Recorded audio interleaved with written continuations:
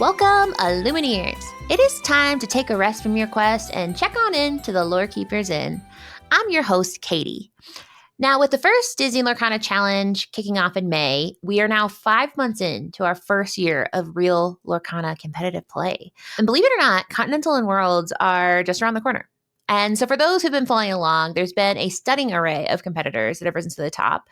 And among these players, you might have witnessed a phenomenon that I was not very familiar with, the concept of a TCG team or trading card game team. So for today's episode, I wanted to dive into the topic of what a TCG-based team is. And to answer my question, I wanted to go straight to the source and bring in a group of rising stars in the Disney Lorcana competitive scene. They're a group of players from all around the country that can be recognized by their red and black jerseys with a formidable minotaur emblazoned on the front. They are Labyrinth TCG. And with me today, I have 3 different members of the team. I have Humble, Wonder, and Manticore. So welcome! Hello, how are you? Good. Hello. I was told by Sarah to mention that this was a feat that you guys worked with me for a week to get this scheduled. So thank you. We did time math. We worked together. So You feel did like we've time already math. bonded. You did time math. You gave me a time in a different time zone, and I said this is my time. I don't know when that is for you, but Yeah. Well, I'll just say our time and hold up a clock, and then we'll do the math from there. So yeah, I'll go around and just kind of, you guys can introduce yourself. I'll start with you, Noah/Manticore. I know, so everybody has like their government name and then their cool name. So I'll start with you. Introduce yourself and what your role on the team is. Hey, I am Noah, otherwise known as Manticore, and I am the founder, CEO, manager, owner of Labyrinth TCG.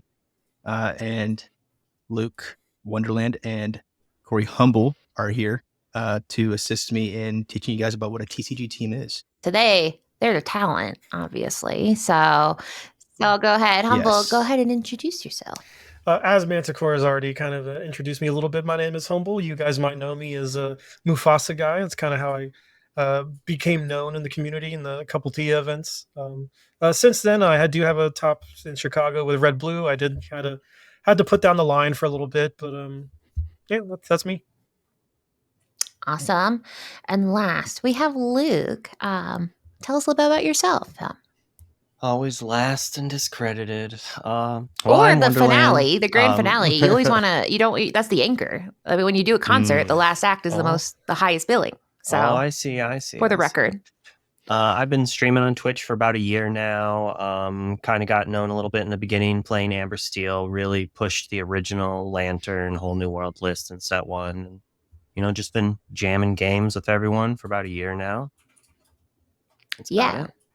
So I'm very excited because we're going to talk a little bit about teams in general, and then we'll talk about you guys and like your journey.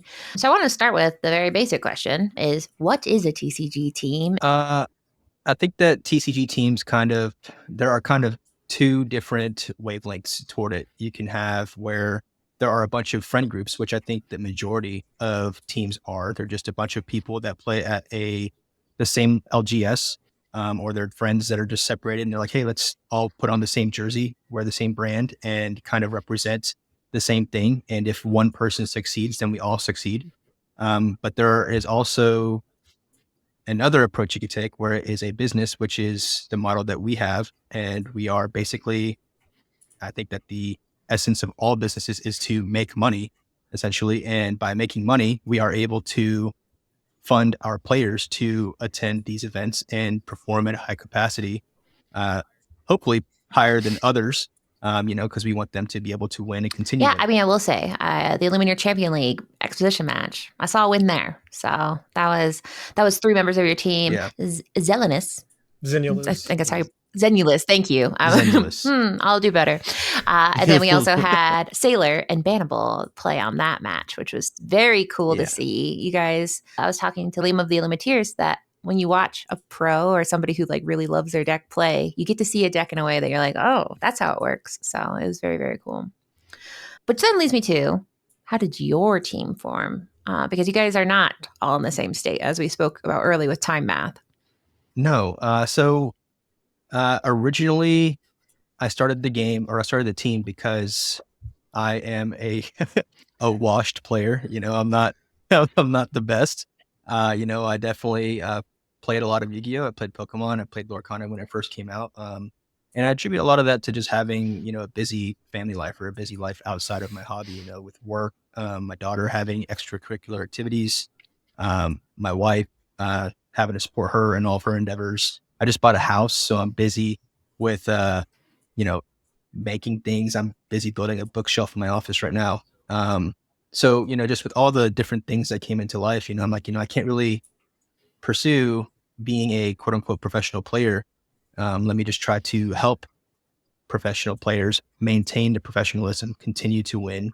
And hopefully, my goal was just to alleviate the expenses it costs to be able to get them to those events, because a lot of players are great, but sometimes they just don't have the funds to be able to drop, hotel fees, flights, Ubers, and things of that nature.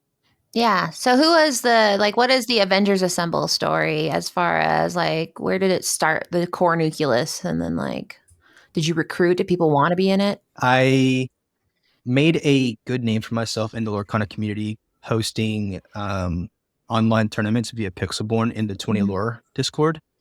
So I was hosting weeklies in there, and then I would host a quote unquote major, which is a bigger event where it was higher entry fee, but you got a bigger reward if you won.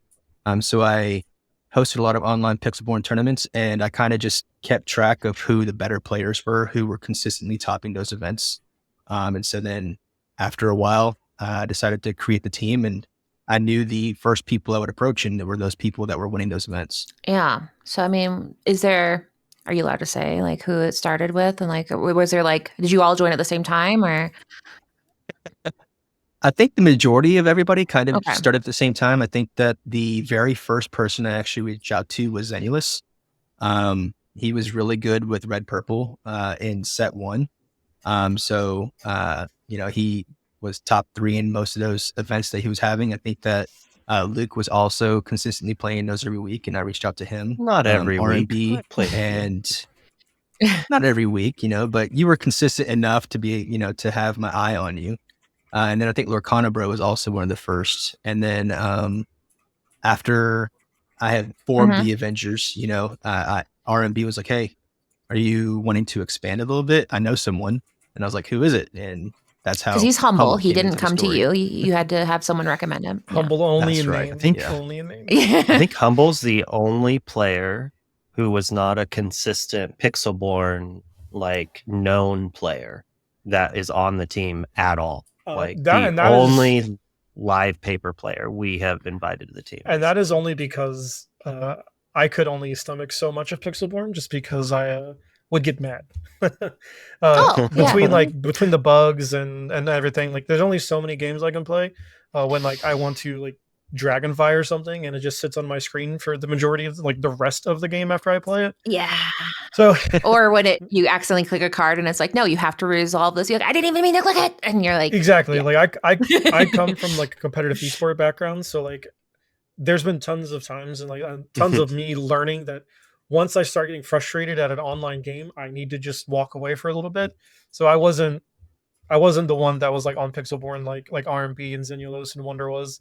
I actually never played any of the Manticore weeklies, partly because I had to work, but also the other part was I just didn't. I wanted to play in paper instead, and at the time there was all the locals in my area were popping off, and I was able to play paper Lorcana on almost every day of the week. So that's where I was. Jealous.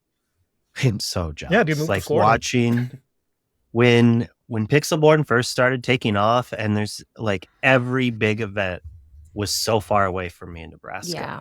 Oh, and yeah. Being on this team, and then hopefully being more sponsored from it, and because we're taking off here shortly, it costs more to fly out of here. Everyone else is why didn't you just take the $70 flight to Vegas? I'm no, I had to take the $200 flight to Denver and then the $100 flight to there. And it's just sure. But if you're in Nebraska, it's cheaper, but we make less. I don't know. I can rant on that for a long time. Now, I will say that you guys are, we've already talked about, you don't live near each other. So one of the questions I wanted to talk about is, what are some of the benefits? I mean, we can talk about financial kind of next, but as far as the benefit of just being on a team, what are some of those benefits? Well, I mean, we don't live next to each other, all of us, but I mean, look Corey, not only is he lucky enough to have a booming scene, he also lives very close to RMB. So like they make some videos together, they get to play all the time. Yeah.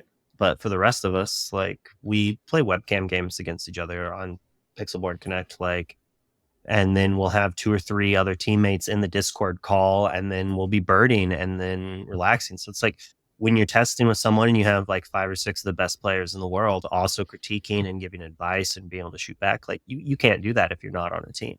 And that's like when they closed down Pixelborn, that was one of the things people complained about, is like if you don't have that network, it's much more difficult. But luckily with Pixelborn Connect, it's a little easier for players to be able to create that so that they can at least connect via Discord. They can do that. But that's like one of the huge advantages for sure. Yeah, tested. there was a pretty big exodus of players when Pixelborn kind of went down because they didn't have that outlet to test. And then we are fortunate enough to have, like Luke said, just probably 8 of the best players in the world that we can just like swap ideas with, sit down and like turn on the webcam and play games and like get very good quality testing. Nothing will make you feel simultaneously worse at the game and also good at the game than playing a 10-game set against Lorcana, bro. Because you will sit down and like, oh wow, this is such a favorable matchup, and he will just crush you 8 games out of 10.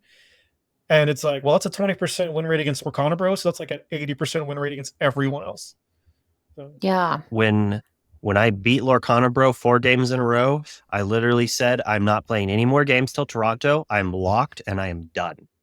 Like, that is it. And I made day 2 playing it, the list that he helped me like figure out to use. So it's just like that simple. It's like when you have access to players like that the other people don't do, it's just like really rewarding. It's a double-edged sword too. Sometimes you gotta have a really strong mental to play against him, because sometimes it's like, I'm just gonna vendor my collection because I'm obviously never gonna win a game of this in this game again.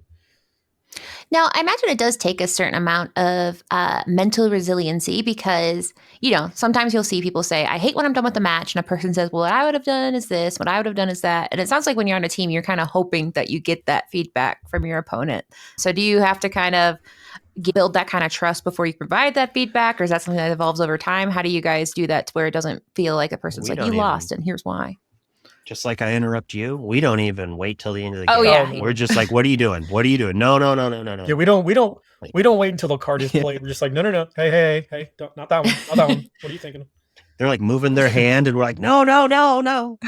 I think for the most part, like all of us have kind of checked our egos at the door in this situation where like everyone has a different perspective, and you only really learn and expand your knowledge by kind of viewing a perspective differently than yours. So like that's one thing we get. Like there is that trust already ingrained just because we are all like pretty good friends and no one is coming at each other with malice intent. Like I'm not gonna sit here and be like, oh, you're not smart, blah blah blah, etc. It's like, why are you making this play instead of this play? Because like obviously you saw a different line than I did, and regardless of whose line is correct in the situation, getting to know the why is more important than the do.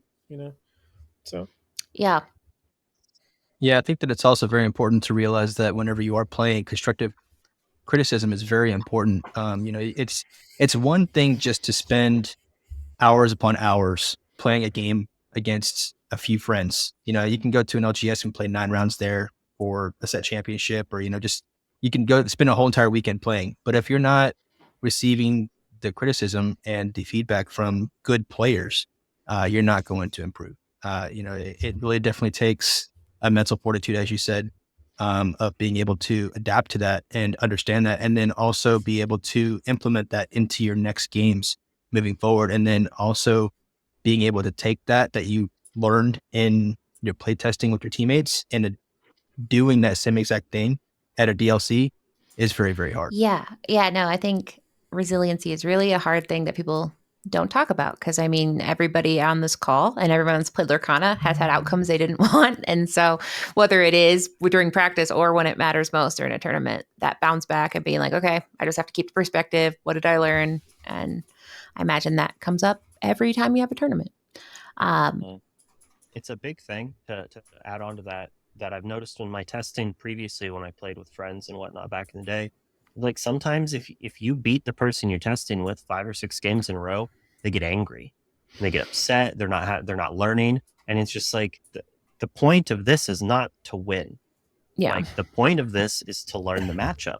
So if you lose these 6 games, like, you need to figure out why, instead of just being like, and normally when people get flustered or angry, they start making excuses. Instead of like trying to find reasons, they're just like, oh, you drew too well. Or like, I didn't draw enough inkables. And, you know, yeah, exactly. And it's like, sure, sometimes that happens. But like, a big aspect of getting better at the game is realizing the mistakes and then trying to correct them. And it's like, you're not going to see them necessarily. And like, the better you get at the game, the more mistakes you'll see yourself make. Yeah. Because you're actually seeing. There's obviously benefits of working with people that you like and having your friends on a team. But obviously, the other thing, like you mentioned, is that it's a business. So I want to kind of cover, like, for people who are interested in maybe being on a team or understanding what a team is how is it a business and what are some of the financial aspects of being on a TCG team? From a business perspective, I do have to say it's very difficult. I think that being a team that is player managed sets itself up for failure. So again, I'm not a player. I basically 100% manage and operate the team. I don't play. I haven't played since set 2. So that gives me an outside perspective. You know, I'm not focused on trying to make myself a better player or keep up with the meta and stuff like that. If I have any questions, I ask the players or the team captains to give me an update on what's going on. I think that being a team, from a business perspective, again, you kind of have to think about the business, you know, the success of the team. Sometimes some players may join your team. They were good for a particular set, but then they kind of fall off on the future formats and they aren't performing very well anymore. So at some point, you know, just kind of like every other business, you know, when finances are being hindered, you know, cuts can be made sometimes. And while it is a quote unquote friend group, like I've said before, you know, sometimes hard decisions have to come about, you know, and you have to tell someone, hey, buddy, it's just, unfortunately, it's not working.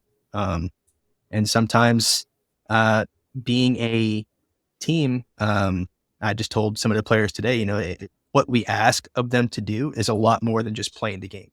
You know, like Corey is constantly working with Cregan and R&B to do lab rats videos. Luke is constantly streaming. I think he streams every weekday. And then on top of that, he has to be able to go to our team meetings, go on these podcasts, have play testing with teams and stuff like that. So it's more than just playing the game. You have to market yourself as a influencer or as a professional in your craft. And in this case, it's Lorcana. So you have to be able to bring other people to you, make them have an interest in you. And, you know, it's kind of like being an esports team or being an athlete, I would say. You are trying to make yourself the best at what you do, and more than just playing. You have to make yourself marketable to the audience and to potential sponsors and things of that nature. Because again, we are trying to make money essentially. And, you know, no company or other entity is going to want to give money to a team that's not succeeding. You mentioned that everybody has their own ways of promoting themselves, but are there other things besides winning tournaments that you guys consider part of your team capabilities? We do have a handful of our players that offer coaching. So that's a perfect way to be able to get people involved in our community, because then they associate that particular individual with the red and black jerseys, and then they associate that with every single player. And then they kind of just creep their way into being able to communicate with us on a daily basis, basically.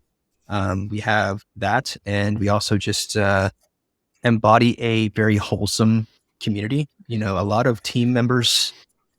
Oh yeah, Lab Rats. Oh. There you go.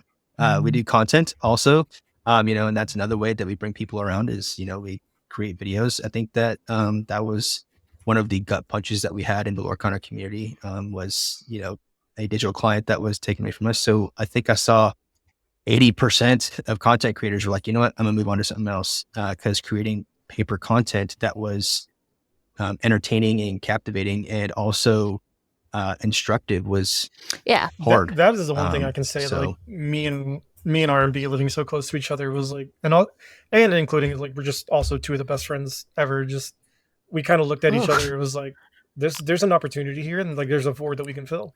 So like I came up with Lab Rats, and I was just like, you and I will sit down, we'll play games, we'll test we'll one deck against each other, like against the meta, whatever, however the case may be, and we'll just try to put this out there. And it ended up working out pretty well. Episode 6 is coming out pretty soon, and we also have episode 7 in production as well. And speaking of lab rats, I often believe that life is a people game. And I do want to, while we're on the topic of lab rats, I do want to give a shout out to our editor, Cregan, who has been the god behind the camera that makes all of our content, specifically lab rats, worth watching.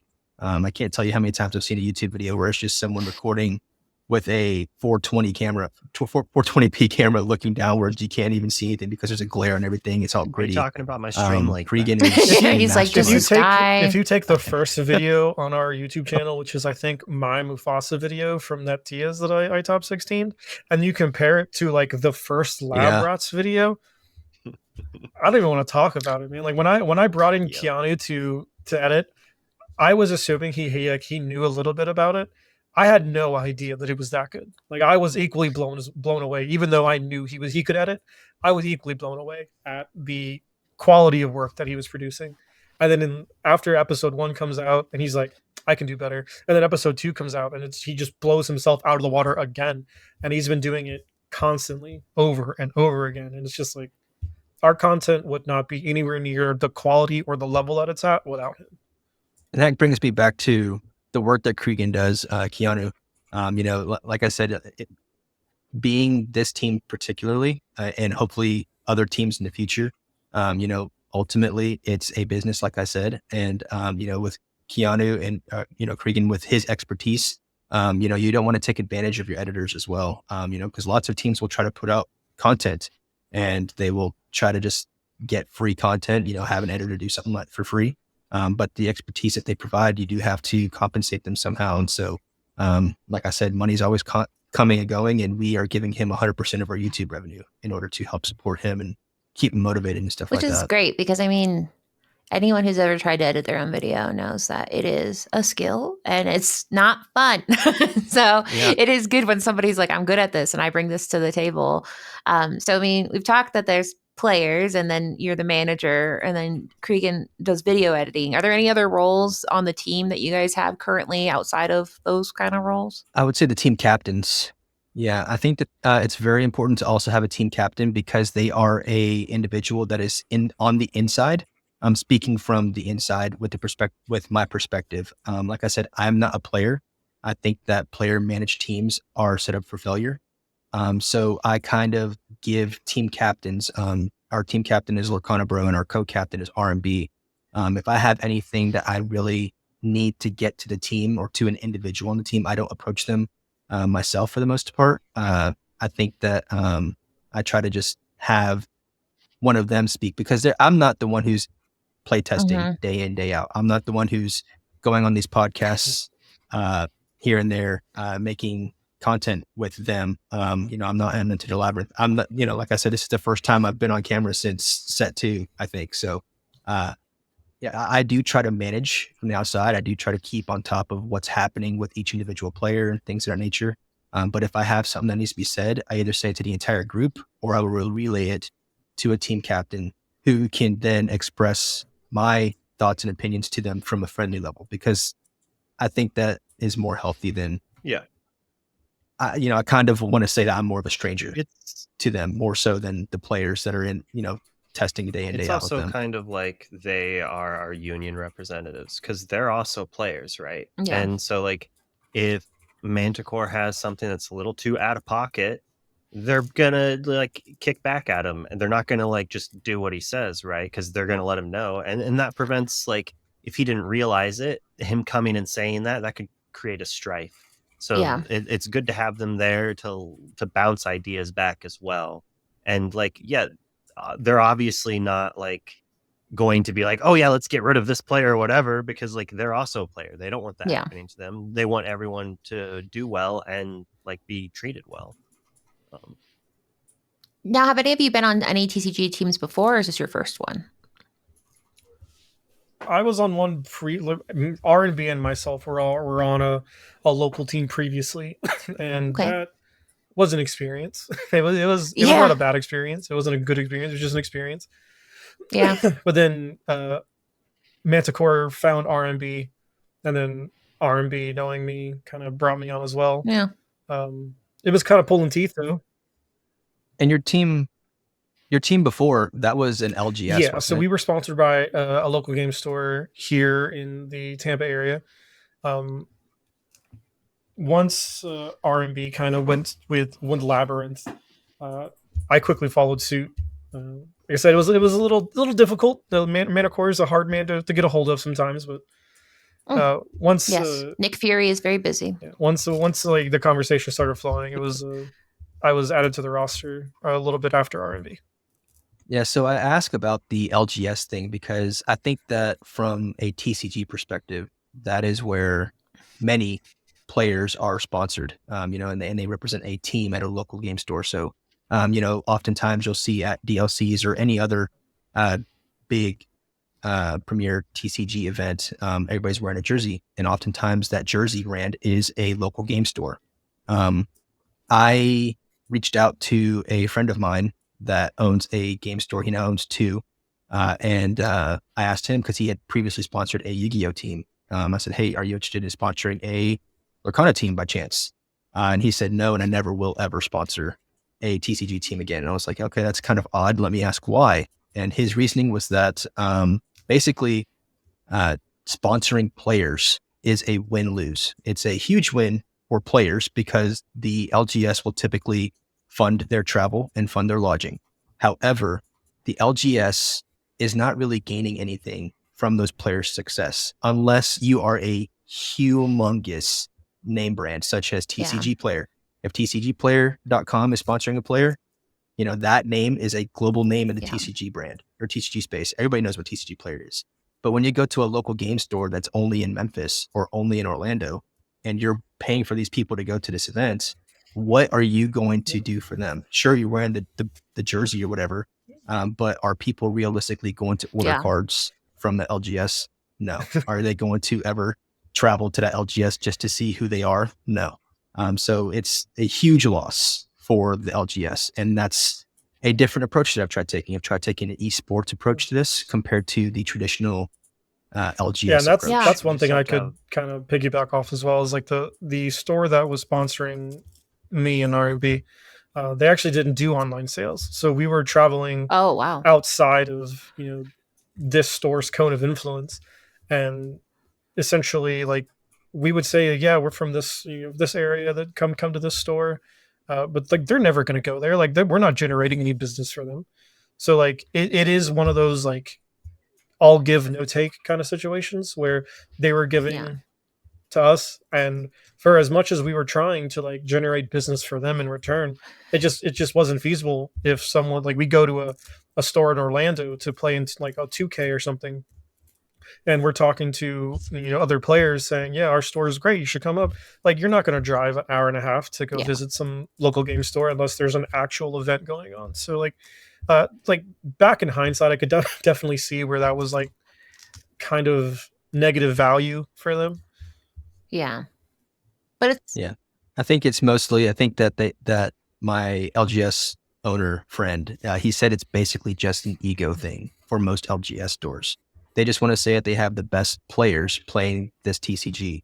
And that's really it. There's nothing else. I think the only way they really benefit is if there's like multiple LGSs that are competing on the same nights to get people in. And they can be like, look, we have the best players in the area, so you should come here and play. But realistically, that normally doesn't happen. Most LGSs actually kind of work together where they're like, well, I'm doing my league night on Friday, you should do yours, or like, not on the same day, and then everyone wins. Because it's like, as Corey was saying, he was able to play Lorcana every day of the week. Like there was during set 1 and 2, I was able to play a 1K every weekend. Yeah, and I know that like in smaller, I mean, so it's jelly. Yeah, I mean, although Omaha has that's an hour away from you, but they have a pretty good scene. But even then, I know the stores like locally here in Colorado, they'll say, when are you doing your set champs kind of thing? Like just no one wants to overlap because it's just too small of a market to compete over. For a while, it was like I could go Wednesdays, Fridays, and then I could hit 2 tournaments on Sundays. Yeah, that's pretty impressive. Yeah, Omaha has a couple nice stores. Shout out to some of my LGSs, Krypton Comics and Oh yeah. Spellbound and game shops and whatnot. They're fine, but like driving an hour for a weekly is not great. Krypton Comics has been like the only store in like 100+ mile radius basically to do 1Ks, and like they have to like tier it where it's like we need at least 35 people to show up to give $1,000 out. Yeah. No, and I think, and it's going to grow. I think that's the thing is we, like I just said, we're at the beginning. We're only a year into the first year of competitive play. So people are still feeling out. So I think it's cool that you guys are kind of setting the pace a bit in the sense of what it can be. So that's got to be exciting, but it's also scary to be the first because there's no a lot of, no fear at all. Yeah. Okay. Well, that's Yeah. good. I know that there are some teams and other TCGs, but again, like I said, most of them are coming from an LGS sponsorship or an LGS team. I've definitely tried taking a different approach to that, and I think that there's some other teams that aren't LGSs also, but you never. I mean, are they working as hard as I am? I don't know. I mean, they might be working a little less. They might be working more, but maybe not as productive. I don't know. But I think it definitely does take help too. You gotta definitely try to run the team as a democracy. I never try to do even though I'm the owner, I never try to say, hey, my way or the highway type of thing. As I take the value of all of our people in our community, our subscribers on our Discord subscriptions. I have Sarah, who's kind of like a general manager of the team now, working at Librarian. She helps me a lot with that. And then I definitely rely on Lorcana Bro a lot because he comes from an HR perspective or an HR background. So he's very, very nurturing and mother-like compared to me being more, business. I don't like that guy. Get him out of here. The knife hand thing. Well, I mean, one of the business, and no one ever says like business is really fun, and I always feel good. So I mean, there's obviously things that are hard. So I did want to say, I'm gonna kind of to my next question is going to be asking about like what advice you'd have, but I wanted before I get to that kind of circle back. You said a couple times that a player-led team can be hard. Is there any specific reason like why you would advise against that if somebody's like, well, I'm really good and I'm going to start the team and I'm going to be the captain and I'm going to be the owner? Is it the pressure of it all or being too close to it? I think that approaching it as a player manager for a hobby-ish team is perfectly fine. But if you start trying to capitalize on your team's success to make it a business and, make money, spend money, and then, that's kind of how business works. You got to make money by spending money, to hopefully get better players, better sponsorships, better producers, better editing, ultimately everything is constantly improving. So when you are a player, you're focused on the game. You can't really focus on management. You can't focus on seeking those sponsorships. You can't really focus on how to pay for an editor because editors aren't cheap. They cost lots of money to be able to produce quality content. At the end of the day, if it's just a quote unquote friend group, I'm gonna be honest, you're not going to have the best players on your team. Your friends can only be so good, honestly, unless I don't know, you have you hit the gold mine and every good player is all at that same LGS.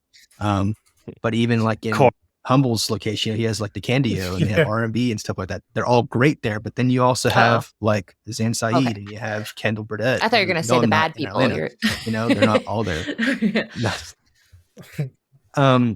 So sure, if you want to start a team, I think that the best way to start is to be a player-led team.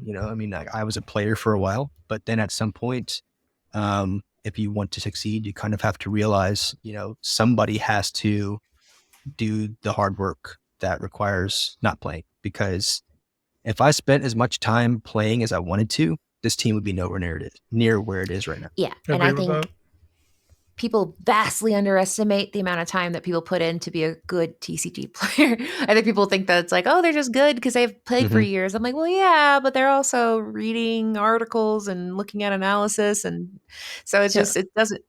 And they make friends and they're receiving that constructive criticism. Again, like I said, you can be a great player and just hit, play games back to back to back to back, have, game nights with friends, go to an LGS and play all day.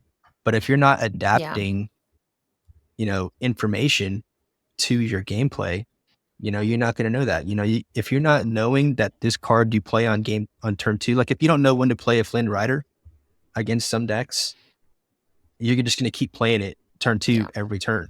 So what's the point in that if it's not helping you? You have to know when to hold it and when not to play it. Just like RMB with Blue Steel, he plays a whole new world. He knows exactly when to play it and when not to play. Oh my gosh, I call it Chekhov's wheel because I don't know. I just see it on the table and I'm like, at some point I have to fire this wheel, but when? And so that's why I stopped playing anything with that whole new world in it. Yeah, so that's my story. One of those things. It's like it's almost invaluable, right? Because I firmly believe the best way to get better at something is to just lose on a repeat, because you're going to lose. You're going to learn a lot more through a loss than you will win, right? Like. Mm-hmm. There's been plenty of times of like when I'm trying to help someone in a coaching session or any real life situation, they say like, oh, but I won the game. Well, yeah, but you almost did it, and here's why. And like understanding that is very important. So like coming from like being a big fish in a small pond and getting thrown into a team with some of the best Lorcana players the game has right now, and then just losing on repeat, and then realizing like, oh, so these are the mistakes I was making, and I was getting away with it because the opponents I had just didn't understand how to punish me for making those moves. So like that is definitely one of the more invaluable things you get from being on a team, and like getting out of your friend group. Like had I not been a part of this organization, I don't think I would have day 2'd Chicago at all. Just because I was kept going to my LGS and like putting up good numbers and results locally, but like and my local players are good. Like you said, I have RB, DeCandia, Dakota Cotton, Ben Stevens, like the gamut of players that are just like all queued for continentals. But also at the same time, there's also like not those players there that I'm also defeating as well. So it's like what are you really learning if you don't go outside of your comfort zone and accept criticism? Do you think you ever would have swapped to Ruby Sapphire, or did you just stayed on Mufasa? My heart says Mufasa, you know that? Yeah, I think you would have just stayed on Mufasa. Yeah, I would have just like not played. That's all. It's where his heart is still. So yeah, I'm playing Blurple and it still has a Mufasa in it. You got to. I mean, that's just sometimes it's nice to have a card as a treat, So I guess my biggest question is, what is your advice? I'll start with you, Luke. Like, I mean, what is your advice for someone who wants to be on a team, who's like, I want to do it. Sounds so fun. Like, do you have any advice for that player out there?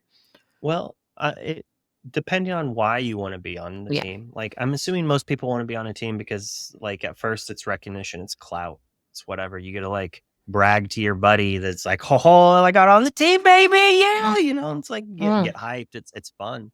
And then like, it lets you, as we were saying earlier, it gives people to play with. And to get onto that, like there's like 2 ways you can do it. You can either just get lucky and have a fantastic like performance. Like right now, I'm sure if Zan was to approach any team, any Lorcana team right now, they would be more than happy to have him on there. Right. So it's like, that's one way to get on a team, is just go out there and win. The other way is just make a team. As we were saying, it's like most teams are just a group of friends, and like, sure, you and your buddies might go out and play once or twice a week, but if you were to commit to making a team, spend a little bit of money, like trying to design a jersey, go to Fourth Wall, make a baseball jersey with your logo on it, do whatever you want, but then that'll kind of like force your group to play more together. So you'll get together more often, you'll play games, and like realistically, you need your best player beating everyone over and over, so they can realize what they're doing wrong, so then they can get better, and then they can be as good as the best player is, so then they can make each other better. But like if the best player is not also getting better, I mean, you just have to adapt in that way, I guess. I'm kind of going on a tangent, but like you just got to do it yourself. If you can't win yet, you get friends together and practice.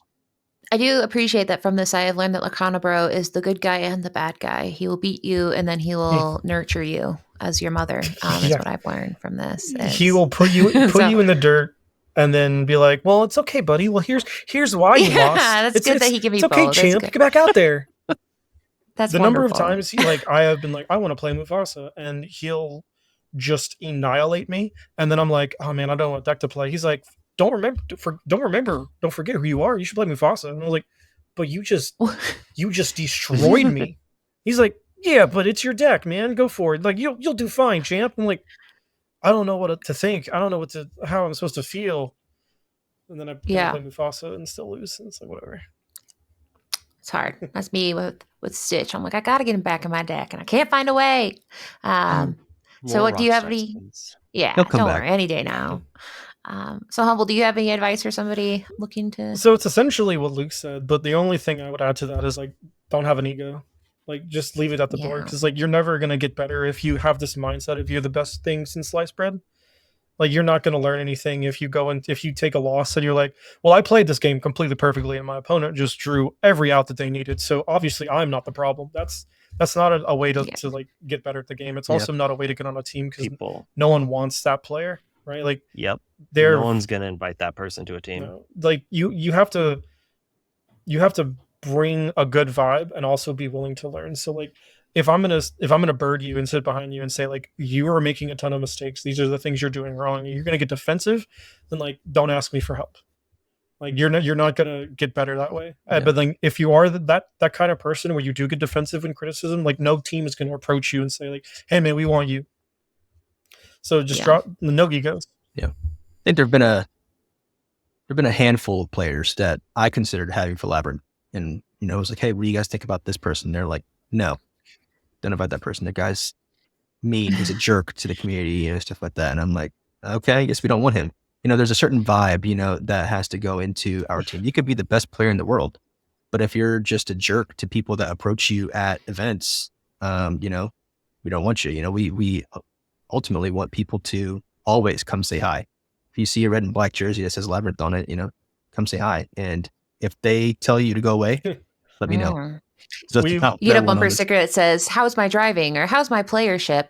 Call this number to report. Oh yeah, we've built a pretty solid foundation on being approachable and interacting with our community. Like, our Discord, our community nights have been absolutely amazing to be a part of. Just like having members of the community that we wouldn't normally get to interact with, or wouldn't normally get access to the caliber of player that we're representing, right? Like, is just astronomically amazing. Like, every time I get in the Discord and say like, hey, I'm going to run some games, does anyone want to jump in some webcam games? And the influx of people, and it doesn't matter who it is, it could be me or Luke or RMB or Lorcana Bro, it doesn't matter which one of the team members decides to like, we're going to do a community night, the people that flock has like amazed me since the first time we did it. It's kind of creating itself. Like, I feel like in a bit there's going to be a group of people who are just always in there playing, like, even without us. It's just like, it's also connecting other players to interact and then start playing with them as well, because they get to watch other players play against us. So they're like, oh, I have no problem playing with that person. Who I want to play against that deck. Yeah, and that's been like one of the coolest helps things. Build that too. Yeah, it is fun watching it grow. Like, just all of it. I mean, whether it's the competitive scene, the community around the teams, I think it's fun, because then when you go to DLCs, you're like, I know this person kind of, and then everyone is very nice. It's scary to go up to somebody because it's, we're indoor people, and so it is scary to be like, hey, I've seen you on the internet, but it's always gone well. So I would highly recommend. The hardest thing, especially like from doing lab rats and then like doing coaching sessions and community nights and all those, is like, I'll go to a DLC and someone will go like, hey, Humble, how you doing, man? Like, I'm like, hey, you. Yeah. My memory's so bad. I think that Lorcana Goons, he was at Locals one time, and there was a brand new family. Like, it was like a mom, dad, and a kid. And he paired up with the kid at his event. And he was like, so do you ever play with any of the famous people? He was like, who are the famous people? And he was like, well, like Spessy and those guys on Labyrinth TCG. And Lorcana Goons is pretty good. He does a lot of market watch and stuff like that. He's a great content creator. But he didn't mention him. So You're like, just, calling lab rats the famous people. He was like, oh, that man. is truly amazing, because I did a learn to play event, and he was teaching people on the gateway, and I'm like, people don't know that like Kevin is teaching people how to play Lorcana. I'm like, listen to him, okay? Time that honey wizard right, because he knows. My favorite thing is good people. My favorite thing so far has been people mistaking me for no I'm not and no I'm not for me. It's been Perfect. just the best thing. Like I think 3 or 4 people in Texas walked up to him and was like, "Are you humble?" And he was like, "No, I'm not." And then because he came down to Tampa. That's Yeah, good. that was Yeah. funny. He came down That's to good he time. came down to Tampa for SCG Con, and he won the 1K on Friday, and then I went to to the 2K on Saturday with RMB and him. And some guy came up to me and was like, "Hey man, congratulations on your win yesterday." I was like, "That ain't me. That is not me." That's good. Your guys' names is like, I'm not humble. Actually, no, I'm not. And then, that's what a good time that is. Yeah, it's become an ongoing Yeah. joke. Like anytime we see each other, we're just like, "Hey, are you so and so?" And it's like always just calling him by the wrong name or calling me by the wrong name. It's just a little inside joke at this point. Well, the good news is sometimes people apparently have confused Katie of Live Laugh Lorcana with this Katie, and that's fine. We're both Katie, so and I'm honored for that. So, and then I didn't ask you, Manticore / Noah, what would be your advice? Because you're not playing, you're having business. So, would you have any like piece of advice for the person's like, I'm going to start a team tomorrow? Just do it. I mean, it takes initiative to do it. I mean, if you want to start a team, if it's been a thought, even if it's just a hobby, a friend group, it still costs money. You're going to have to pay a designer to get your logo. You have to pay a company to design your jerseys. The jerseys aren't cheap. I think each of our jerseys are $70 a piece.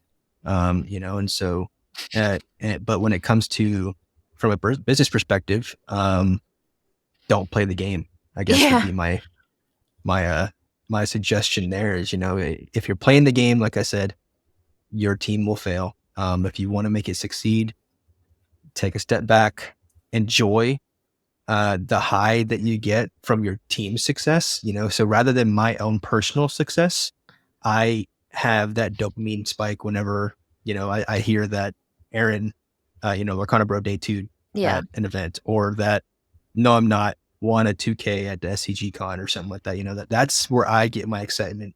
So it's not personal, but it's just, the entire team, because then I can say, hey, like, that's my team. They're wearing my jerseys. They're in that picture, wearing our design and stuff like that. So yeah, if you're wanting to start one as a hobby, just do it. Spend some money to get it done, and recruit the players. Or 2, if you are wanting to make it a business that makes money, don't play the game. You're playing a different game. You're playing the game of business, and that's a game in and of itself. Yeah, we're playing. I guess so. I do play. I mean, I hop on Yu-Gi-Oh sometimes, like on my phone. I'll just play it like that, or I'll play Pokemon TCG on my phone because it's just something I can do in bed. So the last question I have: do you have any goals right now for your team? And like, you don't have to be specific, but like, are there any kind of goals as you kind of wrap up this first year, move into the next? Oh man, so many goals. Like Luke said, we want somebody on the team to win Worlds. We want somebody on the team to win Continentals. Eventually, I would love for us to expand into other TCGs, because I'm not just a Lorcana team. I think that's where a lot of people get what a lot of people get wrong too, is that when you create a team, you have to stay in that one team. But as a business, from my perspective, I hopefully hope to have some championship Pokemon players or some championship one piece players. I'm not just going to stop at Lorcana. Can't have them all, but I do want to have some of the bigger names. We want to land some sponsorships with some notable companies that will basically fund us to represent them as a form of advertisement. What else is there? Potentially get better players, new players. Just goals never end. And that's the thing about it too, is that if you're a player, you're not focused on your goals. You're just focused on doing what you can do in the game also. But by taking a step back and looking at what everybody else is doing, I can help project them toward where they want to go. Obviously everybody on the team wants to win a championship. So I'm just trying my best to help them get there. That's probably the number one goal. Win, I think. Yeah. For everyone else on the team. Yeah. So winning is very important. Yes. Well, thank you so much for being guests on my show. It's been very exciting to have people in the community like you guys to help grow the competitive scene, but also give back to the community. Because that's the one thing that I think is so important as a player that doesn't have the reps, doesn't have the skills that some of these like you guys have, that you guys share that with the community, with your videos, with the player guides, coaching, those things. It feeds back. And I think it's just like, it's like this symbiotic relationship where everybody's kind of benefiting. So before we say goodbye, where can people find and follow you guys? You can speak for each yourselves, and I guess I'll wrap up with Noah. So Luke, where can people find and follow your Wonderland at twitch.tv, I think, with 2 V's. You can basically find me anywhere with Wonderland. Twitter, Instagram, all of the social media devices. Yeah. Just Google search Wonderland with 2 V's, Lorcana, and you'll probably find me a few different places if you really need to. Now, you do have a little side project you've been working on. So where can people find that work? If we want to talk about that, we can talk about the IC. You can briefly pump the ICL. You know, we talked about it earlier. My lovely team members 3-0'd it. It was fantastic. I was obviously the worry, the fear of not winning them. And then like, as soon as they started winning, I was like, all right. We got one down. That's all we need, right? Like you just got to get that. You got to, some worrisome there, but really happy with how they performed. And that's going to be great for our team and all the other teams. Like, and anyone watching, like you're starting a team, like this league's a great way to get it, you know, get your guys out there, get your fam out there, like do some well at a few events, get your name known, and then like send Rod an email, you know, send the ICL Twitter a message, you know, just ask, and there's a high chance you might be able to get in. We haven't really decided how we're going to select teams for the next season. The first season is just going to be reaching out to known entities, and then after that, if there's a giant influx of teams, we might do like a series playoff for people to get invited in. You know, anything could happen there. Yeah, very fun. I'll check it out. I'm biased though, because I was already in an episode, so I'm like, it's the greatest. But all right, Humble, where can people find and follow you in your journey? You can find me on Twitter, Humble @Humble4538, or some amalgamation of those numbers. I don't remember. Okay. You can also find me primarily on Discord, in the Labyrinth TCG Discord, and on the Labyrinth TCG YouTube channel, specifically with Lab Rats, me and RMP's little pet project. Yeah, you get to see who will take home the crown. It's very fun. I actually know the outcome of who has the crown right now. I'm not gonna spoil it. It's me. I'm not gonna spoil it. All right. 4538. Oh, that one. Okay. Thank you. 453. It's like your guys are passing PID numbers. So, all right. And then lastly, Noah, where can people find and follow you and your team on their competitive journey? Yeah, you can find me on almost every platform with @Manticore. Instead of an O, it's an X because Manticore was taken. So it's MANTICXRE. That's on Discord, Twitter. Those are the 2 platforms I'm on the most. But also on Instagram and TikTok. But the team can be found at Labyrinth TCG, all one word, no spaces. And that's going to be on Twitter for the most part. And I think everybody on the team, I think we're very, very active on Discord. So if you get to our Discord, there's a link to in our bio on Twitter. So go to Twitter, then go to our bio, and then you can go to our Discord. We're always in there, always chatting with our community, always talking. I'm in that thing 24/7. I'm checking it at least every 5 minutes. If someone sends me a DM, if there's a message in there, I'm checking it. So. It's very cool. And I recommend, even if you're a lurker and you don't want to say anything, you can learn a lot just by reading other people talk about things. So even if you are nervous, join, because great things you can learn. So thank you again. And thank you to the listeners for joining me for another episode. As you know, there's always room at the end. So if there's anything you want to hear me talk about, please feel free to email me at contact@thelorekeepersin.com or reach me at Twitter, Instagram via the socials linked in the description. As always, thank you for hanging out with me today. We're always happy to have you stop by the Lore Keepers Inn, no matter where your quest may take you. And if you don't know where to find us, just take the second start of the right exit and head straight on till morning.